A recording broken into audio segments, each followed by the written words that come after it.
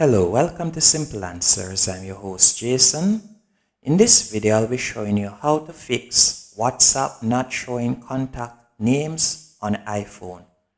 First, you're going to need to go into settings. Once you're in settings, you're going to scroll all the way down until you see WhatsApp. From there, you're going to simply select WhatsApp.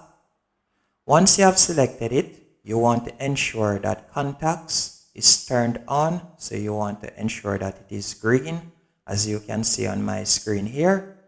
Most of the time, the reason why the contact's name is not showing is because WhatsApp has not been granted access to your contacts. So by turning this on, you will be able to fix the problem and your contacts' names will start showing on WhatsApp.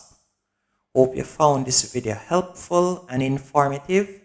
If you did, be sure to hit the like button and subscribe. After you have followed these steps, I would recommend that you restart your phone, and that's it.